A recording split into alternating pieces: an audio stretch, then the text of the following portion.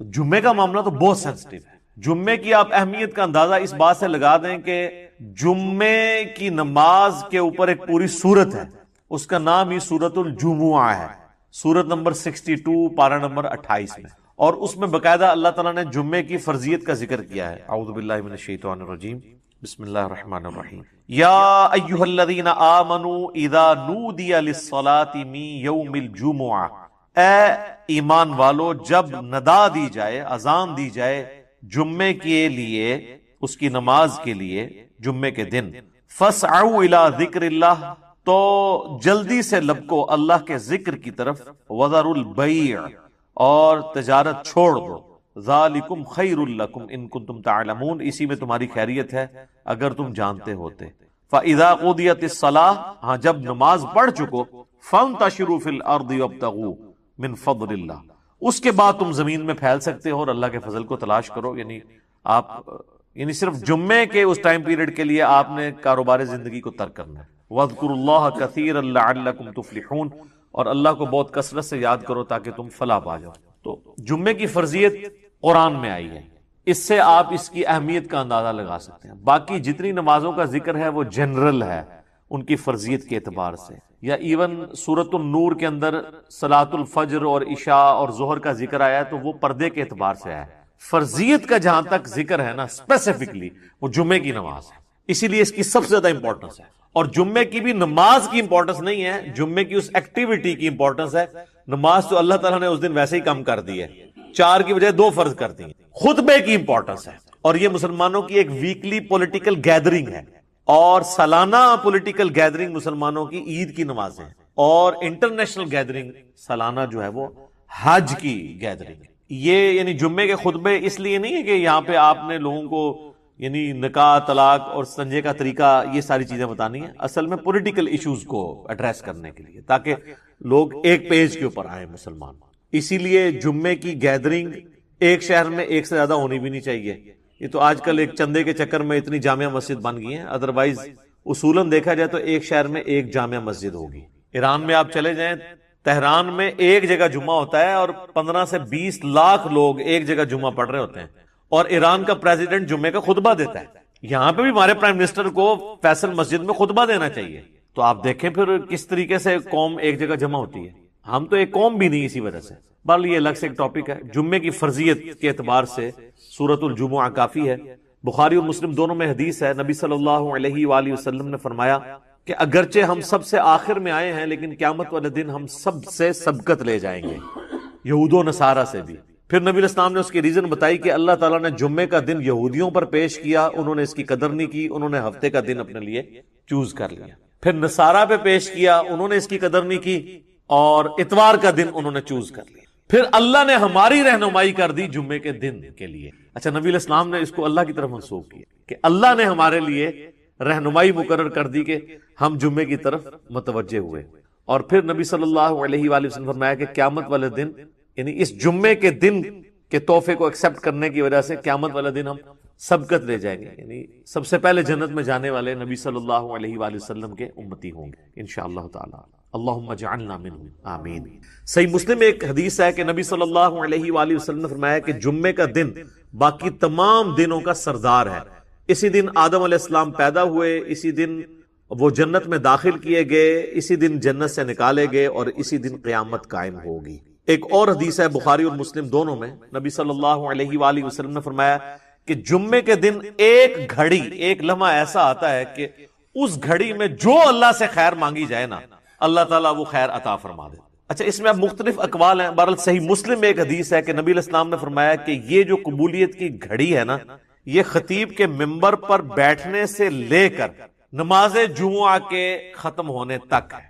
اس دوران یہ ایکٹیویٹی ہے، یعنی ایک گھڑی ایسی آتی ہے جو قبولیت کا وقت. ویسے پبلک میں مشہور ہے کہ وہ 2 خطبوں کے درمیان وہ بھی ہو سکتا ہے، اس کے علاوہ بھی نماز کا بھی وقت ہو سکتا ہے جس میں آپ اللہ کی طرف رجوع لاتے ہیں. اس لیے آپ دیکھیں کہ بخاری اور مسلم دونوں میں حدیث ہے، نبی صلی اللہ علیہ وآلہ وسلم نے فرمایا جو جمعے والے دن سب سے پہلی گھڑی میں آتا ہے اسے اونٹ نحر کرنے کا ثواب دیا جاتا ہے، جو اس کے بعد آتا ہے اسے ایک گائے ذبح کرنے کا ثواب، جو اس کے بعد آتا ہے اسے ایک بھیڑ یا بکری ذبح کرنے کا ثواب، جو اس کے بعد آتا ہے اسے ایک مرغی ذبح کرنے کا ثواب، اور جو بالکل اینڈ پہ آتا ہے اسے انڈا صدقہ کرنے کا ثواب. اور پھر اس کے بعد الفاظ ہے کہ اس کے بعد فرشتے رجسٹر بند کر دیتے ہیں جب خطیب ممبر پہ چڑھ جاتا ہے. یعنی یہ ساری گھڑیاں خطیب کے ممبر پہ چڑھنے سے پہلے ہیں. اور پھر فرشتے جو ہیں وہ بھی الذکر سننا شروع کر دیتے ہیں. الذکر یعنی جو خطیب خطبہ دے رہے ہیں، بشرطے کہ وہ ذکر ہو، کہانیاں نہ ہو. الذکر تو پھر سر یہی ہے، انا نحن نزلنا الذکر وانا له لحافظون. صحیح مسلم میں حدیث ہے کہ نبی علیہ السلام کے جمعے کا خطبہ جو ہے وہ قرآن ہی ہوا کرتا تھا. 4 حدیثیں اوپر تلے. ایک صحابیہ کہتی ہے کہ میں نے حضور علیہ السلام سے جمعے کے خطبے میں اتنی دفعہ سورہ قاف جو پارہ نمبر 26 میں آتی ہے سنی کہ مجھے زبانی یاد ہوگی. اب ہر جمعے میں وہ ظاہر تذکیر والی صورت ہے تو وہ الذکر سننا شروع کر دے. اور پھر اس کے بعد جو آتا ہے نا، پھر اسے نارمل صرف نماز کا ثواب ملتا ہے، جو ایکسٹرا آرڈنری ثواب ہے نا جمعے کا وہ ختم ہو جاتا ہے. اچھا، اسی حدیث میں الفاظ ہیں کہ جو پہلی گھڑی میں آئے اس کے لیے ثواب. پھر اس میں نبی علیہ السلام نے یہ بھی فرمایا کہ پھر جتنا مقدر ہو تم نماز ادا کرو. یعنی جمعے سے پہلے آپ 2 4 6 8 10 جتنی مرضی نفلی رکعتیں پڑھ سکتے. اچھا، اس میں ایک حدیث ضعیف بھی پیش کی جاتی ہے ابو داؤد کی کہ جمعے والے دن مکروہ وقت کوئی نہیں ہوتا، وہ روایتی کمزور ہے. اس کا تو آپ نے بہرحال خیال رکھنا ہوگا. وہ جو 5-7 منٹ ہوتے ہیں جب سورج اپنے ٹریک میں بالکل سینٹر میں ہوتا ہے، جسے آپ زوال کہتے ہیں، وہ زوال نہیں ہوتا، وہ ضحبہ کبریٰ ہوتا ہے. زوال آفتاب تو کہتے ہیں آپ ظہر کے وقت شروع ہونے کو، سورج گرنا شروع ہو جائے مغرب کی طرف. سینٹر سے ذرا سا ہٹے گا تو مکروہ وقت ختم ہو جائے گا. ایگزیکٹ سینٹر میں آپ سمجھ لیں وہ جو 5-7 منٹ ہیں وہ مکروہ وقت ہے. اس سے پہلے بھی آپ نفلی نماز پڑھ سکتے ہیں، اس کے بعد بھی ایگزیکٹ اس وقت نہیں پڑھ سکتے. تو جتنی مقدر ہو پڑھو. البتہ بخاری اور مسلم میں حدیث ہے کہ جب خطیب جو ہے وہ خطبہ دے رہا ہو نا تو پھر آپ نے 2 رکعتیں پڑھنی، اور اس وقت تک نہیں بیٹھنا جب تک وہ 2 رکعتیں نہ پڑھنے. یہ جمعے کے دن کا پروٹوکول ہے، عام نمازوں کے لیے نہیں ہے. اور 2 سے زیادہ پھر نہیں پڑھنے جب خطبہ شروع ہو جائے، کیونکہ اصل مقصد تو خطبہ سننا ہے. اور اگر خطبہ شروع نہیں ہوا تو صحابہ کا جو معمول ہے وہ کم از کم 4 رکعتیں تھی جمعے سے پہلے، کم از کم 2 تو پڑھنی ہے. اور بعد میں صحیح مسلم میں آتا ہے کہ جس نے جمعے کے بعد نماز پڑھنی ہے وہ 4 رکعتیں پڑھے. 2 کر کے بھی پڑھ سکتے ہیں اور اکٹھی 4 بھی پڑھ سکتے ہیں، دونوں طریقے سے ثابت ہے. تو یہ جمعے کی رکعتیں میں نے بتا دی، یعنی ٹوٹل کتنی ہوئی؟ 8. 2 سنتیں پہلے، 2 فرض اور 4 سنتیں بعد میں. اور اگر آپ نے پہلے 4 سنتیں پڑھنی ہیں تو پھر 10 ہوگی. تو نبی صلی اللہ علیہ وآلہ وسلم نے یعنی یہ ترغیب دلائی ہے کہ جمعے والے دن خطیب کے ممبر پہ چڑھنے سے پہلے پہنچ جائیں. اب حنفیوں کی چونکہ تقریر انہوں نے لادہ کر لی ہوئی ہے تو حنفیوں کے لیے یہ نہیں ہوگا کہ عربی خطبہ سننا ہوگا. وہ بھی جب ممبر پہ خطیب چڑھتا ہے نا اردو خطبے کے لیے تو اس کے بعد رجسٹر ان کے بند ہو جائیں گے. اب چونکہ انہوں نے اپنے پبلک کو پڑھایا ہوا ہے کہ یہ تقریر جو ہے یہ لادہ سے ہے، اصل عربی کے خطبے ہوتے ہیں، پھر لوگ کہتے ہیں پھر اصل ہی آگے سنیں گے جو ہمیں بھی سمجھنا ہے. اور معذرت کے ساتھ جو پڑھ رہے ہوتے ہیں ان کو بھی نہیں سمجھ ہوتی کہ وہ پڑھ رہے کیا ہے. حقیقت بات ہے، کئی جو ائمہ ہے آپ ان سے کہنا یہ جو تم نے عربی خطبہ پڑھا اس کا ترجمہ بتاؤ کیا ہے. تو جب پڑھنے والے کو بھی نہیں پتا تو سننے والے کو کیا پتا ہوگا. اس لحاظ سے اہل حدیث نے یہ ٹھیک کیا ہے کہ انہوں نے خطبے تو 2 ہی رکھے اور اللہ کی حمد اور درود کو عربی میں رکھا، باقی انہوں نے جو واعظ اور تقریر جو مقصد تھا تذکیر کرنا اسے اپنی نیٹو لینگویج میں کر دیا، اردو کے اندر، انگلش کے اندر.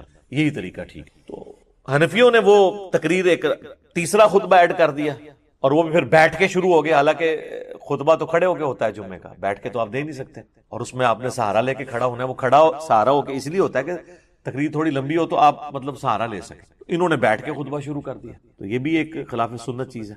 بہرحال جمعے کی نماز کی امپورٹنس اس حوالے سے آپ نے ذہن میں رکھنی ہے. باقی جمعے میں جمعے کی نماز اور اس کی تقریر کے علاوہ 2 اعمال ایسے ہیں جو اسپیسیفکلی اہمیت کے حامل ہیں. المستدرک للحاکم میں صحیح سند سے یہ حدیث ہے، مشکات کے اندر بھی موجود ہے، کہ جو شخص سورۃ الکہف کی تلاوت کر لے جمعے کے دن تو اگلے جمعے تک اس کے لیے ایک نور اللہ کی طرف سے مقرر ہو جائے گا. اور ابو داؤد میں ایک حدیث ہے، مشکات میں بھی ہے، سنن نسائی میں بھی، ابن ماجہ میں بھی، کہ نبی صلی اللہ علیہ وآلہ وسلم نے فرمایا کہ جمعے کا دن جو ہے یہ یوم مشہود ہے، یعنی اللہ کے حضور اعمال پیش ہونے کے اعتبار سے. اور اس دن آدم علیہ السلام پیدا ہوئے اور یہ تمام دنوں کا سردار ہے. تم اس دن مجھ پر کثرت سے درود پڑھو، تمہارا درود مجھ پر پیش کیا جائے گا. تو صحابہ نے عرض کیا اللہ کے محبوب علیہ السلام جب آپ فوت ہو جائیں گے اور آپ کی ہڈیاں مٹی میں مل جائیں گی، یہ الفاظ ہیں حدیث کے، کیونکہ اس وقت 295C اس طرح اپلائی نہیں ہوتی تھی سوال پوچھ، تو تب بھی آپ پہ درود پیش ہوگا. تو آپ نے فرمایا ہاں، ان اللہ حرم علی الارض ان تأکل اجساد الانبیاء، بے شک اللہ تعالیٰ نے حرام کر دیا ہے مٹی کے لیے کہ وہ نبیوں کے جسموں کو کھائے. تو درود مجھ پر اس وقت بھی پیش ہوگا. تو جمعے کا دن اسپیسیفکلی درود شریف کا دن بھی، اللہم صلی علی محمد وعلی آل محمد. اب آ جائیں وہ جمعے کہ تارک کے اعتبار سے صحیح مسلم میں ایک حدیث ہے، نبی علیہ السلام نے فرمایا کہ لوگوں جمعہ چھوڑنے سے بعد آ جاؤ، ورنہ ایسا نہ ہو کہ اللہ تعالیٰ تمہارے دلوں پر مہر لگا دے. اور یہ مہر وہ ہے صم بکم عمی فہم لا یرجعون، ختم اللہ علی قلوبہم وعلی سمعہم وعلی ابصارہم والعیاذ باللہ تعالی. اور جامع ترمذی میں حدیث ہے جس نے مسلسل 3 جمعے چھوڑ دیے اللہ تعالیٰ اس کے دل پر مہر لگا دے گا. اچھا، اسی وجہ سے یہ پبلک مشہور ہے کہ 3 کٹھے نہیں چھوڑنے چھوٹنے. اندازہ کریں آپ، ان کو پتہ ہی نہیں ہے کہ یار مطلب صرف جمعہ ہی ہے مسلمان کے لیے، 3 نہیں چھوٹنے چاہیے. وہ کہتے ہیں نہیں، مسلم شریف میں حدیث ہے نا کہ ایک جمعے سے لے کر دوسرا جمعہ درمیان کے گناہوں کا کفارہ ہے، یعنی جو کام چک کے رکھو جمعہ پڑھ لو کام ختم. تو یہ پوری حدیث اس طرح نہیں ہے میرے بھائی، پوری حدیث اس طرح ہے اگر کبیرہ گناہوں سے بچا جائے تو ایک جمعے سے دوسرا جمعہ، اس تو بھی آسان کام، ایک رمضان سے دوسرا رمضان. شکر ہے تسی یہ نہیں لے آیا جمعہ دے ہفتے بعد پھر اللہ کی بارگاہ. ایک رمضان سے دوسرا رمضان اور ایک نماز سے دوسری نماز درمیان کے گناہوں کا کفارہ ہے اگر کبیرہ سے بچا جائے. تو سب سے کبیرہ گناہ شرک کے بعد اگر کوئی ہو سکتا ہے تو وہ فرض نماز چھوڑنا ہے. تو اگر کبیرہ گناہ نہیں کیے، یعنی ایک جمعے سے لے کر اگلے جمعے تک کوئی نماز نہیں چھوڑی، پھر چھوٹے گناہ معاف ہوں. نماز چھوڑنے سے بڑا کون سا گناہ ہے؟ صحیح مسلم میں حدیث ہے بندے کے ایمان، شرک اور کفر کے درمیان فرق نماز ہے. جامعہ ترمذی میں حدیث ہے شقیق تابعی کہتے ہیں کہ صحابہ کرام صرف تارک الصلاح کی تکفیر کرتے تھے، جو نماز چھوڑنے والا نا اسے کافر سمجھتے تھے، اس کے علاوہ کسی گناہ کے اوپر وہ کفر کا فتویٰ نہیں لگاتے تھے. ابو داؤد ترمذی میں حدیث ہے جس نے جان بوجھ کے نماز چھوڑی گویا اس نے کفر کیا.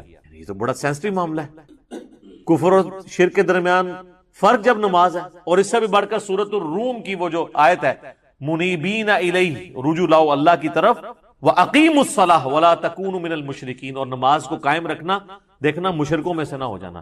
نماز چھوڑنے والے کو اللہ تعالیٰ فرمایا گویا کہ وہ مشرک ہے. پاکستان کے شناختی کارڈ میں مسلمان ہے، اللہ کے ہاں وہ عملاً مشرک ہے، عملاً کافر ہے. ہاں ٹھیک ہے، ہم عقیدے میں فتویٰ نہیں لگاتے، باقی اس کا اور اللہ کا معاملہ ہے. پھر سنن ابن ماجہ میں حدیث ہے ابو درداء اصحاب صوفہ میں سے ہیں، وہ کہتے ہیں کہ نبی علیہ السلام نے بڑے پیارے الفاظ ہیں، میرے خلیل نے مجھے 3 وصیتیں کی. نمبر 1، اللہ کے ساتھ شرک نہ کرنا، خواہ تمہارے ٹکڑے ٹکڑے کر دیے جائیں یا تمہیں آگ میں جلا دیا. نمبر 2، کبھی نماز، فرض نماز نہ چھوڑنا ورنہ اللہ کے ہاں تمہارا ذمہ اٹھ جائے گا، یعنی اللہ کو پھر کوئی پرواہ نہیں. اور نمبر 3، شراب نہ پینا، تمام گناہوں کی چابی شراب ہے. یہ 3 وصیتیں ابو درداء کہتے ہیں کہ نبی علیہ السلام نے مجھے کی. پھر مسند امام احمد میں وہ حدیث ہے کہ نبی صلی اللہ علیہ وآلہ وسلم نے فرمایا کہ جو شخص نماز پڑھنے والا ہے قیامت والے دن اس کی نماز اس کے لیے دلیل ہوگی، نور ہوگی اور نجات کا ذریعہ ہوگی. اور جو نماز چھوڑنے والا ہے اس کے لیے نہ کوئی نور ہوگا، نہ نجات کا کوئی سبب ہوگا، نہ اللہ کے حضور کوئی حجت ہوگی پیش کرنے کے لیے. اور اس کا حشر فرعون، قارون اور حامان کے ساتھ والعیاذ باللہ تعالی. اور ایک اور حدیث ہے سنن ابی داؤد میں کہ قیامت والے دن سب سے پہلے نماز کے بارے میں سوال کیا، اور پھر فرمایا کہ جس کی نماز درست نکل آئی اس کے باقی معاملات آسان ہو جائیں گے، اور جس کی نماز ہی غلط نکلی اس کے بعد کے معاملات اس سے زیادہ مشکل. پھر اسی حدیث میں الفاظ ہیں کہ اگر کسی کے فرائض میں کوئی کوتاہی رہ گئی تو اللہ تعالیٰ فرشتوں سے کہے گا کہ میرے بندوں اس بندے کی کوئی نفلی عبادت دیکھو، جو ہم سنت پڑھتے ہیں، یعنی 12 سنت موقدہ نفلی عبادت ہے، تو فرائض کی کمی اس سے پوری کر لیجیے، لیکن فرض کے اوپر کوئی کمپرومائز نہیں. لہذا یہ جمعے کے معاملے کو اتنا ہلکا جاننا اور کہنا جی بس ٹھیک ہے دیکھی جائے گی، کوئی فرق نہیں پڑتا. اور حقیقت بات تو یہ ہے کہ علماء عرب تو آپ کو پتا ہے کہ نماز چھوڑنے والے کی تکفیر کرتے ہیں، اور ان کے فتوے کے تحت تو پھر ظاہر ہے کہ نکاح بھی ٹوٹ جائے گا. جو انہوں نے پوچھا نکاح تو ٹوٹ جائے گا ظاہر ہے. اور ایسی عورت کو تو ایسے مد سے بالکل طلاق لے لینی چاہیے، اس کو دھمکی لگائے کہ یا تو نماز شروع کر، جمعے کی نہیں عام نماز بھی. ادروائز دیکھیں نا جی، اب یہ تو نہیں کہ آپ نے صرف کلمہ پڑھ لیا تو آپ مسلمان تصور ہو جائیں گے. یعنی اسلام 3 چیزوں کا نام ہے نا، اقرار باللسان، زبان سے اقرار کرنا، وتصدیق بالقلب، اور دل سے تصدیق کرنا، وعمل بالجوارح، اور اپنے اعمال کے ساتھ جوارح کے ساتھ اس کو ایگزیکیوٹ بھی کرنا. جب میں آپ کو حدیث بتا رہا ہوں جامعہ ترمذی کی کہ صحابہ کرام علیہم رضوان تارک الصلاح کی تکفیر کرتے تھے. آپ نے عمر سیریز میں نہیں دیکھا کہ جب وہ جاتے ہیں جو مرتدین قبائل کی طرف، جن کی طرف ان کو خبر ملتی ہے کہ یہ مرتد ہوئے ہیں، تو وہ کہتے ہیں اذان دو. جواب میں اگر وہاں سے اذان کی آواز آتی ہے تو وہ پھر حملہ نہیں کرتے تھے، اور نہیں آتی تھی تو پھر وہ یعنی وہ ان کے لیے جو ٹیسٹن انہوں نے رکھا ہوا تھا نا، چیک پوائنٹ، وہ نماز تھی. اب مجھے بتائیں صحابہ اگر اس وقت دنیا میں آ جائیں اور ہم جو اس وقت کلیم کر رہے ہیں کہ دنیا کا سب سے بڑا اسلامی ملک پاکستان ہے نا، کہتے ہیں انڈونیشیا کو بھی پیچھے چھوڑ دیا نا اب آبادی کے اعتبار سے، تو وہ پاکستان کے شناختی کارڈ میں جو لکھا ہے اس اعتبار سے تو واقعی سب سے بڑا ہے. لیکن اگر اس کو اللہ کے کرائٹیریا میں دیکھا جائے تو یہ کہاں پہ کھڑا ہوگا ملک؟ میرا خیال ہے پاکستان میں 1% سے بھی کم لوگ ہیں جو 5 وقت کی نماز پڑھتے ہیں، اور جمعہ پڑھنے والے بھی ہارڈلی 5% ہوں گے، 5 سے 10%. اور یہ یہاں پہ ایشو ہے، ورنہ سعودیہ میں آپ چلے جائیں تو آپ کو یہ ریشو 80% پلس نظر آئے گی. انڈونیشیا، ملیشیا میں 80% زیادہ لوگ عام نماز بھی پڑھتے ہیں. جمعہ چھوڑنے کا تو کوئی تصور ہی نہیں ہے وہاں پہ، کیونکہ وہاں پہ فقہ شافی ہے، اور فقہ شافی کے تحت جو نماز نہیں چھوڑتا وہ کافر ہے. اور مجھے نہیں سمجھ آتی اس کو فقہ میں کیوں الجھا دیا انہوں نے کہ جی امام حنیفہ نے بھی کوئی ہلکی اس کی سزا نہیں بتائی ہوئی ہے. وہ کہتے ہیں جو تارک الصلاح ہے اسے قید کیا جائے گا یہاں تک کہ وہ نماز شروع نہ کر دے، پھر اسے چھوڑا جائے گا. تو یہ بھی سزا کوئی چھوٹی نہیں ہے. باقی 3 ائمہ تو کہتے ہیں کہ اسے قتل کیا جائے گا، وہ مرتدی اسے تصور کرتے ہیں تارک الصلاح. تو اب چونکہ سختی نہیں ہوئی ہے تو پھر آپ انجام دیکھ لیں. کہتے ہیں جی وہ سب سے زیادہ حنفی ہیں، اسی لیے سب سے زیادہ بے نمازی دنیا میں، کیونکہ آپ تکفیر نہیں کرتے بے نمازی کی، تو جب حنفی زیادہ ہوں گے تو بے نمازی زیادہ ہوں گے. حالانکہ اسے حنفی شافیت کا مسئلہ ہی نہیں، یہ تو مسلم شریف میں حدیث ہے نا، یہ کوئی امام شافی کا قول تو نہیں ہے. صحیح مسلم میں کتاب الایمان میں پہلے چیپٹر کے اندر یہ حدیث موجود ہے کہ بندے کے کفر اور اسلام کے درمیان فرق نماز ہے. اس حدیث کو تو مطلب امام شافعی یا احمد بن حنبل یا امام مالک کے کسی دھکے کی یا انہوں موڈا دینے کی ضرورت نہیں ہے نا، یہ حدیث خود ہی. اور اس سے بڑھ کر سورہ روم کی آیت وَأَقِيمُوا الصَّلَاةَ وَلَا تَكُونُوا مِنَ الْمُشْرِكِينَ، نماز قائم رکھنا اور دیکھنا مشرکین میں شامل نہ ہونا. تو جناب یہ جمعوں وغیرہ کے چکر سے ذرا باہر نکلیں. جمعے والی بات تو یعنی یہ تو بہت بڑی بات ہے. عام نماز بھی اگر کوئی شخص چھوڑتا ہے، تارک الصلاح ہے، تو وہ قانوناً تو اسلام کی روح سے تو وہ اسلام سے خارج ہو جائے گا، الا یہ کہ وہ توبہ کر لے. ویسے تو یہ چھوٹے موٹے، ویسے تو ان کو یہ پڑھایا ہوا ہے کہ اگر کوئی بریلوی دیوبندی کے پیچھے جا کے نماز پڑھ لے یا اس کا نماز جنازہ تو اس کا نکاح ٹوٹ جاتا ہے، تجدید ایمان بھی اسے کرنا پڑتا ہے. اس سے کبھی یہ نہیں بتایا گیا کہ تو نماز نہیں پڑھتا تو اس پہ بھی تیرا نکاح ٹوٹے گا. کتنا یا دیکھیں آپ کتنا بڑا مسئلہ ہے. یعنی جو بڑا ایشو تھا وہ نہیں بتایا گیا اسے کہ نماز چھوڑنے سے بھی تیرا نکاح ٹوٹ سکتا ہے، نماز چھوڑنے کی وجہ سے بھی تیری بیعت، چلے جو بھی انہوں نے ایک ٹوٹی پوٹی فارم میں اپنا ایک سلسلہ شروع کیا ہے وہ ٹوٹ سکتا ہے. ادھر تو وہ جن کے بیعت ہوئے ہوتے ہیں وہ نہیں نماز پڑھتے. خود کہاں سے پڑھنی ہے انہوں نے؟ اللہ ماشاءاللہ بہت کم لوگ ہیں کہ جو نماز پڑھتے ہوں.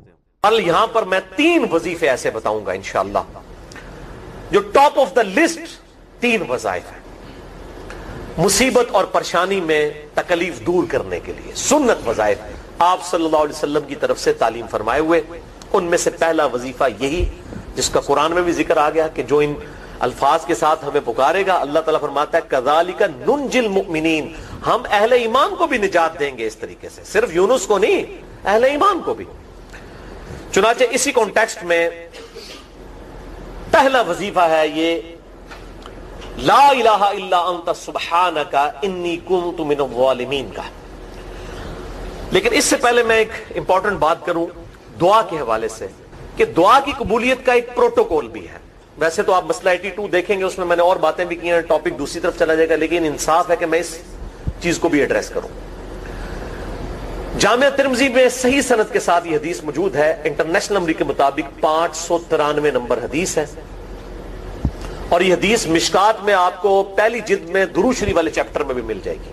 اور مشکات کو میں نے ڈکلیئر کیا ہے مشکات از دا انسائکلوپیڈیا آف حدیث، یعنی آپ کو جتنی حدیثیں سکیٹرڈ فارم میں ملیں گی کتب ستہ اور اس سے بھی باہر 13 کتابوں میں، مشکات میں آپ کو مل جائیں گی. میں نے اس لیے مشکات میں پورا لیکچر ریکارڈ کروا دیا ہے، مسئلہ نمبر 111B کے عنوان سے مشکات المصابیح کا مکمل تعارف، وہ ضرور دیکھیں. یعنی مشکات 3 جلدوں میں آپ لے لیں تو انسائکلوپیڈیا آف حدیث آپ کے پاس آ گیا. 6294 احادیث ہیں، اور اس میں چونکہ احادیث کی تکرار نہیں ہے تو کتب ستہ اس کے علاوہ بھی 12-13 کتابیں جو ہیں اس میں کور ہیں، اس میں بھی یہ حدیث موجود ہے. جامعہ ترمذی میں انٹرنیشنل نمبر کے مطابق 593 نمبر. سیدنا عبداللہ ابن مسعود رضی اللہ تعالیٰ عنہ کہتے ہیں کہ ایک دفعہ میں آپ صلی اللہ علیہ وسلم کی موجودگی میں نماز پڑھ رہا تھا، اور سیدنا ابو بکر اور عمر رضی اللہ تعالی عنہما وعلیہم السلام وہ بھی وہاں پہ موجود تھے. میں نماز کے جب یعنی کہ تشہد میں بیٹھا، میں نے اللہ کی حمد کی، التحیات للہ والصلوات والطیبات، اس کے بعد درود پڑھا. اور اس کے بعد میں نے دعا مانگنا شروع کی تو آپ صلی اللہ علیہ وسلم نے ارشاد فرمایا سل تعطا، مانگ تجھے دیا جائے گا، مانگ تجھے دیا جائے گا. یعنی جو درود شریف اور ذکر کے ذریعے متوجہ ہوتا ہے اللہ تعالیٰ اس کی دعا قبول کرتا ہے. اور پھر ابن مسعود ادھر ہی روایت کرتے ہیں، ساتھ ہی جامع ترمذی میں دوسری حدیث ہے صحیح سند کے ساتھ، کہ ایک شخص آیا، اس نے جو ہے وہ نماز کے دوران حمد و درود کے بغیر ڈائریکٹ اللہ سے مانگنا شروع کر دیا. تو جب وہ فارغ ہوا آپ صلی اللہ علیہ وسلم نے اسے بلا کر کہا کہ سائل تو نے مانگنے میں جلدی کی، تجھے چاہیے کہ جب دعا مانگنے لگے پہلے اللہ کی حمد بیان کر، پھر مجھ پر درود پڑھ اور پھر اللہ کی طرف متوجہ ہو. اور اس حدیث میں آتا ہے کہ ایک اور شخص آیا، یعنی ابن مسعود وہ خود تھے، اور اس نے اللہ کی حمد اور درود کے ذریعے دعا مانگی تو آپ صلی اللہ علیہ وسلم فرمایا سل تعطا، مانگ تجھے دیا جائے گا، مانگ تجھے دیا جائے گا. درود شریف پہ میں الگ سے بھی لیکچر دے چکا ہوں، مسئلہ نمبر 56 کے عنوان سے 2 گھنٹے کی گفتگو ہے. درود شریف کے صحیح فضائل اور صحیح احکام و مسائل بڑی ڈیٹیل کے ساتھ ہر اینگل سے درود شریف کے حوالے سے آپ کو وہ سمجھ لیں کہ انسائکلوپیڈیا ہے وہ لیکچر، مسئلہ نمبر 56 اہل سنت پاک.com پہ.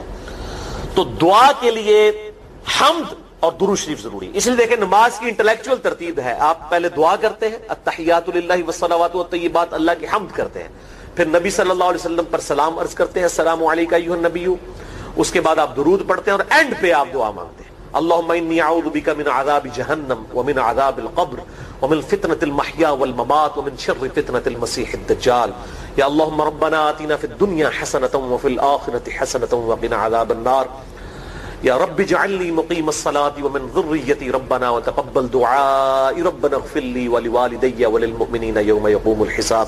کوئی بھی دعائیں مانگیں، یہ بھی مانگیں جو میں وظائف بتا رہا ہوں، کیونکہ بخاری اور مسلم کی متفق علیہ حدیث ہے. مشکات میں آپ کو تشہد والے چیپٹر میں حدیث مل جائے گی کہ نماز میں تشہد میں درود کے بعد جو چاہو اپنے رب سے مانگو، یعنی عربی میں مانگنا ہوگا، دعائیں مانگیں، دعائیں معصورہ کتاب و سنت میں جتنی ہیں وہ مانگیں، اس کے علاوہ بھی مانگ سکتے ہیں اگر الفاظ درست ہوں لیکن عربی زبان میں. تو یہ پہلا وظیفہ جامعہ ترمذی میں انٹرنیشنل نمبر کے مطابق 3505، مشکات میں 2292 نمبر یہ حدیث ہے. اور قرآن حکیم میں تو ہم پڑھ چکے ہیں سورۃ الانبیاء آیت نمبر 87 اور 88 میں آپ صلی اللہ علیہ وسلم نے ارشاد فرمایا کہ یونس علیہ السلام نے مچھلی کے پیٹ میں اپنے رب کو ان الفاظ کے ساتھ پکارا تھا لا الہ الا انت سبحانک انی کنت من الظالمین. اور پھر آپ صلی اللہ علیہ وسلم نے فرمایا کہ جو کوئی شخص اپنے کسی بھی معاملے میں کسی بھی پریشانی میں اس دعا کے ذریعے اللہ کی طرف متوجہ ہو اللہ تعالیٰ اس کی دعا کو قبول فرما لیتا ہے. اور قرآن میں بھی آ گیا نا کذالک ننجی المؤمنین. اور کتنا بڑا فتویٰ آیا میرے بھائیوں سورہ الصافات 143 144 فلولا انہ کان من المسبحین، اگر یونس ہمیں ان الفاظ میں ہماری تسبیح نہ کرتا للبث فی بطنہ الی یوم یبعثون، تو مچھلی کے پیٹ میں قیامت تک مچھلی کے پیٹ میں رہتا اگر اس طرح نہ ہمیں پکارتا، اس کی قبر مچھلی کا پیٹ بن جاتی. یعنی یہ اتنا عطاب، اور وہ دور ہو گیا اس دعا سے، بہت بڑے اسماء اعظم میں سے. تو یہ بہترین دعا، بہترین وظیفہ، اسماء اعظم میں سے بہترین چیز، اور سب سے بڑھ کر جو میں نے بات کی کہ بہترین استغفار، اللہ سے توبہ مانگنے کا بہترین ذریعہ. اور کس طریقے سے؟ اے اللہ تو پاک ہے نا، تجھ سے تو غلطی نہیں ہوگی، میں بندہ ہوں غلطی کروں گا، تو اللہ نے تو معاف کرنا ہے نا، کیونکہ جب بندے نے اپنی عاجزی کا اظہار کر لیا ہے اور اللہ تعالیٰ کو بتایا اللہ یہ تیری کوالٹی ہے، تو غلطی نہیں کرتا، تو میں تو انسان ہوں غلطی کروں گا. تو یہ ہے پہلا وظیفہ. دوسرا وظیفہ وہ بھی جامعہ ترمذی میں انٹرنیشنل نمبر کے مطابق 3524 نمبر حدیث ہے، لیکن ترمذی کا طریق جو ہے وہ ضعیف ہے. یہ میں پہلے بتا دوں، امام ترمذی نے ساتھ لکھا ہے یہ روایت کمزور ہے، لیکن ضروری نہیں ہوتی کہ روایت اگر ترمذی میں کمزور ہے تو کہیں اور وہ روایت صحیح نہیں موجود ہے. اس کی صحیح سند المستدرک للحاکم میں انٹرنیشنل نمبر کے مطابق 1862 نمبر موجود ہے، اور سنن نسائی الکبریٰ میں 10492 نمبر ہے، اور مشکات میں بھی 2454 نمبر حدیث ہے انٹرنیشنل نمبر کے مطابق. تو صحیح سند المستدرک للحاکم اور سنن نسائی الکبریٰ کے اندر موجود ہے. اور وہ وظیفہ ہے انس ابن مالک کہتے ہیں اور سعد ابن ابی وقاص کہتے ہیں رضی اللہ تعالی عنہما وعلیہم السلام کہ آپ صلی اللہ علیہ وسلم کو جب کبھی کوئی تکلیف یا پریشانی پہنچتی تو آپ صلی اللہ علیہ وآلہ وسلم ہمیشہ ان الفاظ میں اپنے رب کو پکارا کرتے ہیں، یا حی یا قیوم برحمتک استغیث، اے خود سے زندہ ہر چیز کو تھامنے والے، میں تیری رحمت کے ساتھ تیری مدد کا سوال کرتا ہوں۔ استغیث بولیں گے نا الف کے ساتھ، حمزہ کے ساتھ، تو یہ سنگولر کا صیغہ ہوگا، اور اگر ہم بولیں گے نستغیث نون کے ساتھ تو یہ جمع کا صیغہ بن جائے گا۔ یہ میں اس لیے بتا رہا ہوں، لوگ پوچھ رہے ہوتے ہیں جی بعض جگہ لکھا ہوتا ہے جناب نستغیث، بعض جگہ لکھا ہوتا ہے استغیث، کیا کریے؟ وہ نستغیث جمع کا صیغہ بنا لیا جاتا ہے۔ جیسے دعا ہے سنن ابی داؤد میں اللہم اجرنی من النار، لیکن اگر جمع کا صیغہ بنائیں گے تو اللہم اجرنا من النار ہو جائے گا۔ اس طریقے سے دعائے قنوت کے الفاظ ہیں اللہم اہدنی فی من ہدیت، تو جمع کا صیغہ ہوگا اللہم اہدنا فی من ہدیت۔ یہاں پر بھی ہے یا حی یا قیوم برحمتک استغیث سنگولر کا صیغہ، اور نستغیث پلورل کا صیغہ، جمع کا صیغہ۔ کتنی بہترین دعا ہے، اے خود سے زندہ ہر چیز کو تھامنے والے، میں تیری رحمت کے ساتھ تیری مدد کا سوال کرتا ہوں۔ تو یہ بھی اسماء اعظم میں سے ہے۔ سنن نسائی الکبریٰ کے اندر صحیح سند کے ساتھ 10,492 اور المستدرک الحاکم میں 1,865 نمبر۔ اب یہاں پہ میں ایک ضمناً بات بتا دوں سنن نسائی الکبریٰ کے بارے میں، چونکہ اکثر لوگ پوچھتے ہیں۔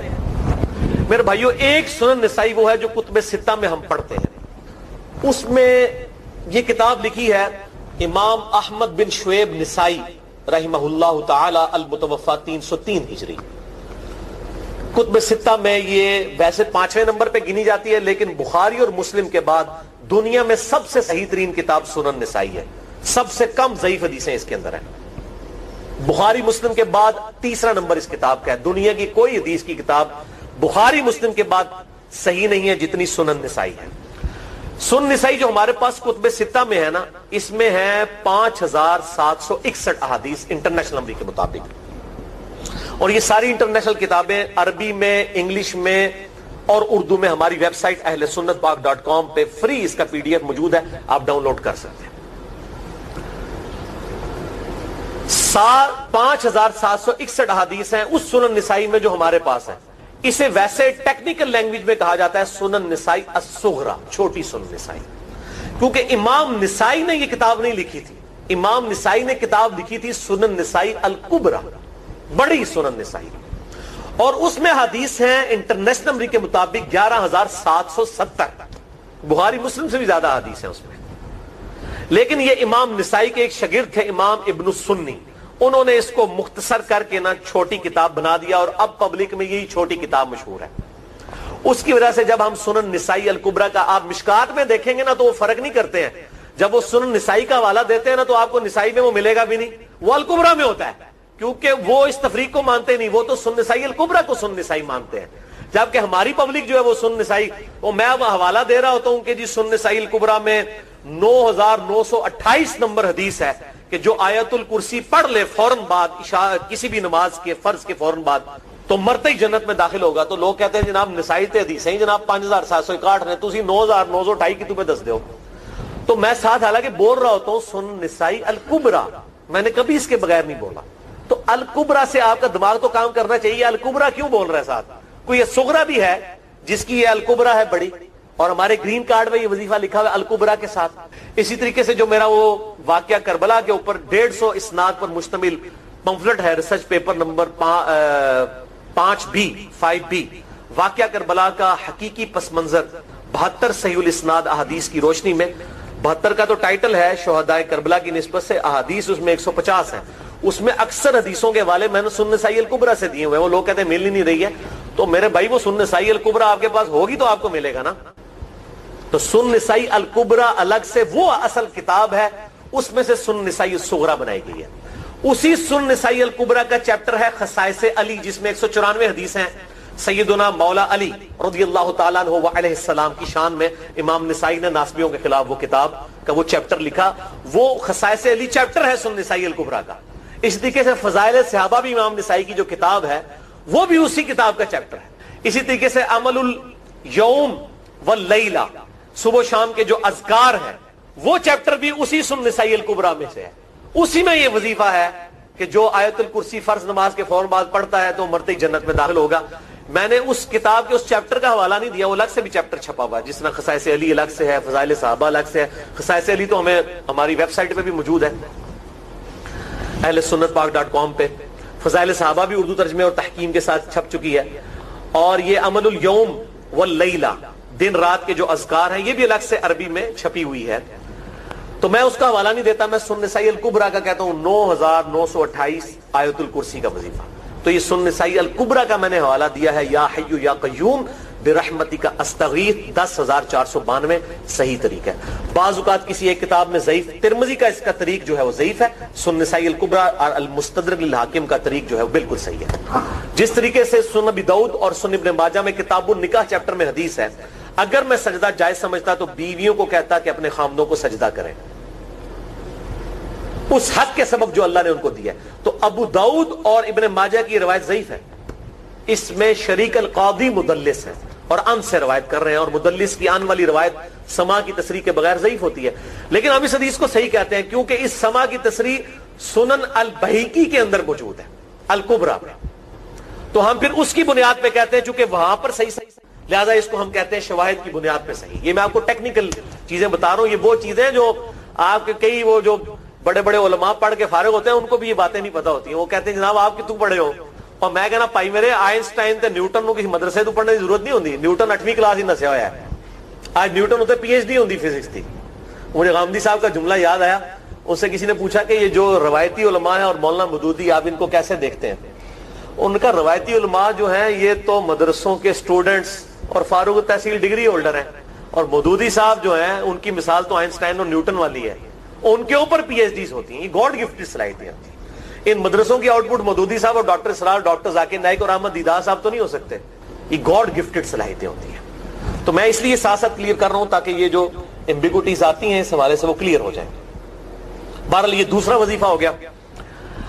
اب تیسرا وظیفہ جو ہے کمال وظیفہ, صحیح بخاری میں موجود ہے, انٹرنیشنل نمبر کے مطابق 4563 نمبر. ابن عباس رضی اللہ تعالی عنہما کہتے ہیں وعلیہم السلام, وہ کہتے ہیں کہ سیدنا ابراہیم علیہ السلام کو جب آگ میں پھینک رہے تھے نا, تو ابراہیم علیہ السلام نے اس وقت کہا تھا حسبنا اللہ ونعم الوکیل, ہم نے اللہ ہی پر بھروسہ کیا اور وہی بہتر کارساز ہے. اور تمہارے نبی صلی اللہ علیہ وسلم کو بھی جب مصیبت اور پریشانی آتی تھی وہ بھی پڑھا کرتے تھے حسبنا اللہ ونعم الوکیل, ہم نے اللہ ہی پر بھروسہ کیا اور وہی بہتر کارساز ہے. اس کے اندر وہ شعر جو بنا دیا نا, نعم المولا و نعم النصیر, ویسے الگ سے آیت ہے, الگ سے آیت ہے, لیکن یہ شعر نہیں بنانا, بس اتنا ہی وظیفہ ہے حسبنا اللہ و نعم الوکیل. اور یہ جو انہوں نے کہا کہ نبی صلی اللہ علیہ وسلم بھی یہ کہتے تھے, اس کا ذکر الحمدللہ قرآن میں بھی موجود ہے, اس سے بھی بڑھ کر سورہ آل عمران کی 173 نمبر آیت میں ہے کہ جب نبی صلی اللہ علیہ وسلم اور اہل ایمان کو یہ خبر پہنچی کہ کافر ان کے خلاف سازشیں کر رہے ہیں, تو نبی اور اہل ایمان نے پکارا حسبنا اللہ و نعم الوکیل. تو حسبنا اللہ و نعم الوکیل قرآن کی آیت بھی ہے, اور یہ ہے وہ آیت, وظیفہ قرآن میں آیا ہوا ہے. آل عمران 173 اور صحیح بخاری 4563. اور مجھے بڑا وجد آیا کہ ابراہیم علیہ السلام کو جب آگ میں پھینکنے لگے تھے انہوں نے اس وقت اللہ کو ان الفاظ کے ساتھ پکارا حسبنا اللہ و نعم الوکیل. اچھا, یہ جتنے بھی وظیفے ہیں نا میرے بھائیوں, ان کا فائدہ اسی وقت ہے جب آپ کو ترجمہ بھی ان کا آتا ہوگا, ورنہ آپ روزانہ جتنی مرضی تسبیح کھینچتے رہے کوئی فرق نہیں پڑے. اس لیے میرا ایک پرسنل مشورہ ہے کہ جب بھی یہ وظیفے پڑھے نا آپ, اردو ترجمہ بے شک آتا بھی ہو رہا ہے, ایک دفعہ اپنی زبان میں اس کو ریپیٹ کریں. یعنی آپ پڑھیں حسبنا اللہ و نعم الوکیل, میں نے اللہ ہی پر بھروسہ کیا اور وہی بہتر کارساز ہے. آپ دیکھیں یہ صوت القرآن چینل میں جب وہ عربی چل رہی ہوتی ہے, جیسے ہی وہ مراج الدین خان کا ترجمہ شروع ہوتا ہے نا, کیسے کب کبھی تاری ہو جاتی ہے, کیونکہ وہ ہماری زبان میں بات ہو رہی ہوتی ہے نا. ابھی تو نہیں قیام اللیل میں رو رہے ہوتے, ان کی زبان میں بات ہو رہی ہوتی ہے, اپنی زبان کا اثر ہوتا ہے.